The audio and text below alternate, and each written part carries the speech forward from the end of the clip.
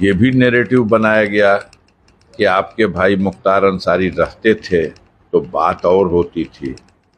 हमने कई बार समझाने की कोशिश की कि भाई मुख्तार अंसारी तो 18 साढ़े 18 साल से जेल में थे। नहीं नहीं, और कहीं भी रहे हो व्यवस्था तो सब उनकी हो जाती थी।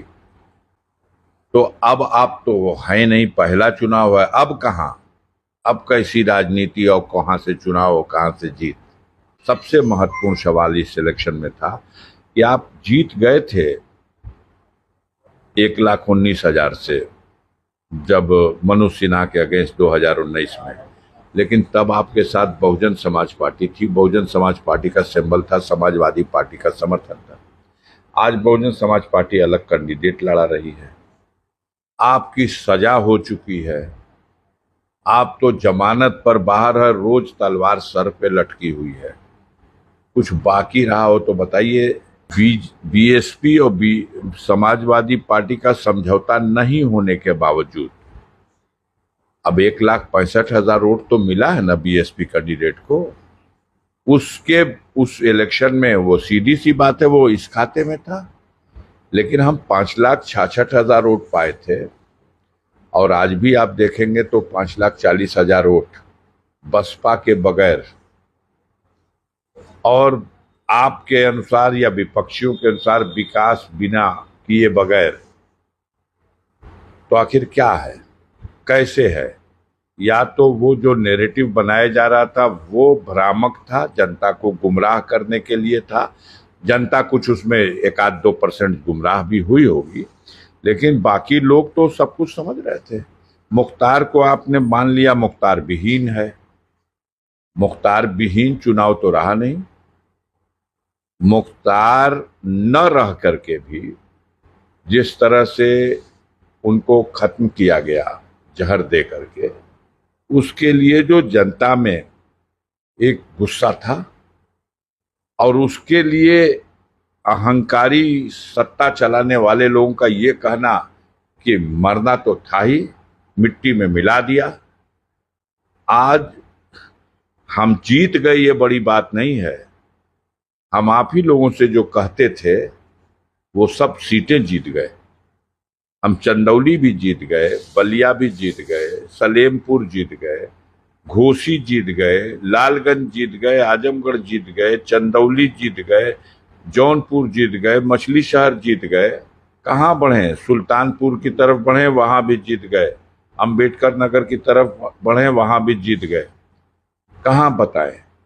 फैजाबाद में जहां भगवान राम का मंदिर बनाकर और आपने बड़ा ढिंडोरा पीटा कि हमने भगवान की प्राण प्रतिष्ठा करा दी, वहां भी भगवान का ऐसा प्रकोप आया कि भारतीय जनता पार्टी वहां भी हार गई।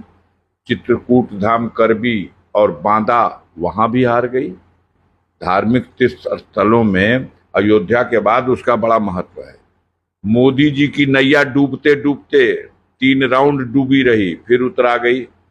हमने कहा था, तो आप लोग सोच नहीं पाए होंगे, कहा था कि अगर मोदी जीत भी जाएंगे तो अपनी जीत से शर्मिंदा होंगे, क्योंकि आपने नैरेटिव बनाया था कि मोदी 10 लाख से जीत रहे हैं। तो जब 10 लाख से जीतने वाला और रास्ते में कई बार पिछड़ जाता है, उसके बाद क्या बात किया जाए। उत्तर प्रदेश में 80 में 80,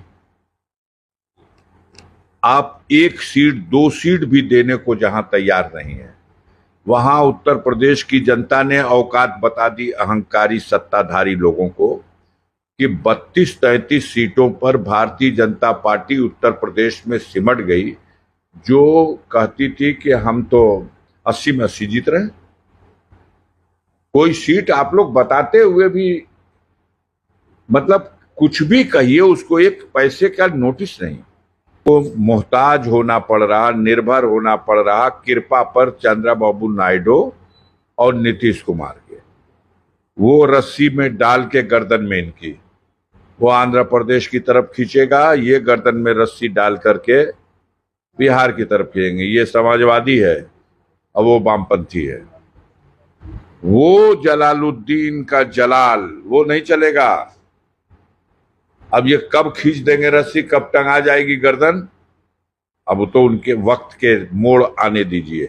अभी तो बने तब ना, अगर बनती है तो देखिएगा, जिसको चाहा गृह मंत्री, जिसको चाहा फाइनेंस मिनिस्टर, जिसको चाहा रक्षा मंत्री, जिसको चाहा विदेश मंत्री, वो सल्तनत नहीं चलेगी।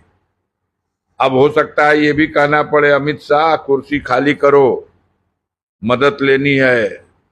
हो सकता है जो रामविलास पासवान का बेटा है वो कहे कि हमारे पिताजी रेल मंत्री थे। तो जो सुल्तानियत चलती थी वो सुल्तानियत नहीं रह जाएगी। 240 पे जनता ने रोक दिया। राजपाट तो कोई भी चलाए, व्यवस्था चलाए, लोकतांत्रिक मर्यादाओं को ध्यान कुंडली में ही संघर्ष लिखा है। लोग तो ये भी सोच रहे थे कि 3 तारीख को हाईकोर्ट से सजा हो जाएगी, 4 को गणना ही नहीं होगी। और आप खूब दिखा भी रहे थे और खूब प्रचारित भी कर रहे थे। वहां भी बहस की डेट लगती थी, आप दिखाते थे कि फैसला आने वाला है। तो माननीय उच्च न्यायालय में भी बैठे हुए लोग वो भी हंसते हैं कि वाह, अभी बहस में प्रक्रिया है और फैसले की डेट लग गई। तो जैसा आएगा देखा जाएगा। अभी जो फैसला है इसको पचाइए किसी तरह, नींद की गोली खा के कहिए सोए लोग। जो अपने को बहुत बड़ा तोप समझते हैं लोग कि हमारे ही हाथ में जनता है,